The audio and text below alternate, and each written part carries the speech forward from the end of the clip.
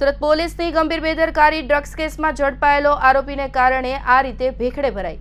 સુરતના અઠવા પોલીસે નાર્કોટિક્સ એક્ટના ભંગના ગુનામાં 10 દિવસ પહેલા ઝડપેલા પાંડેસરાના 2 આરોપીઓના 10 દિવસના રિમાન્ડ મેળવ્યા બાદ કોર્ટમાં રજૂ કરાયો। જો કે 2 પૈકી એક આરોપી કાયદાની સંઘર્ષમાં આવેલો કિશોર હોવા અંગે તેના વાલીએ જન્મ પ્રમાણપત્ર કોર્ટ સમક્ષ રજૂ કરતા કોર્ટે રેકોર્ડ પરના પુરાવાને લક્ષ્યમાં લઈને કાયદાની સંઘર્ષમાં આવેલા કિશોરને જુવેનાઇલ જસ્ટિસ એક્ટની જોગવાઈ મુજબ જુવેનાઇલ જસ્ટિસ બોર્ડ સમક્ષ રજૂ કરવા તપાસ અધિકારીને નિર્દેશ કર્યા છે। અઠવા પોલીસે ગઈ તારીખ 1/6/2024 રોજ નાર્કોટિક્સ એક્ટ ભંગના ગુનામાં પાંડેસરાના 2 યુવાનોની ધરપકડ કરી અને 2/6/2024 રોજ કોર્ટમાં રજૂ કર્યા। 10મી જૂન સુધીના એટલે કે આજ સુધીના 10 દિવસના રિમાન્ડ મેળવ્યા। બંને આરોપીઓના રિમાન્ડ પૂરા થતા અઠવા પોલીસના તમામ અધિકારી તેમણે કોર્ટમાં સમક્ષ રજૂ કર્યા। જો કે 2 પૈકી એક આરોપીના અરજદાર પિતાએ અનિલ જાદવ મારફતે પોતાના પુત્ર સગીર હોય જુવેનાઇલ જસ્ટિસ એક્ટ હેઠળ કાર્યવાહી કરવાની માંગ કરી હતી। પોલીસની એફઆઈઆરમાં અરજદાર વાલીના પુત્રને 19 વર્ષનો તથા કોર્ટ સમક્ષ પ્રોડક્શન રિપોર્ટની યાદીમાં 18 વર્ષ અને 3 માસનો દાવો દર્શાવવામાં આવ્યો। જો કે વાલીએ તેના શાળાના બર્થ સર્ટિફિકેટ મુજબ તેના પુત્રની વય 17 વર્ષ 4 માસ અને 27 દિવસનો સગીર છે, જેથી તેની સામે પુખ્ત વયના આરોપી તરીકે નહીં પરંતુ જુવેનાઇલ જસ્ટિસ એક્ટ મુજબ કાર્યવાહી હાથ ધરવા માટે માંગ કરી છે।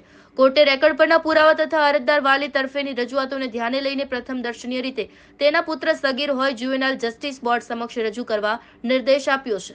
એમાં એવું છે કે પાંડેસરાથી 2 છોકરાઓ એ કોઈ 100 ગ્રામ ડ્રગ્સ લઈને કોઈ ડિલિવરી કરવા જતા હતા અને ત્યાં અઠવા લાઇન્સ પોલીસ સ્ટેશન હદ વિસ્તારમાં કદમપલ્લી વિસ્તારમાં કોઈ જગ્યાએ એ લોકોને ધરપકડ કરવામાં આવી।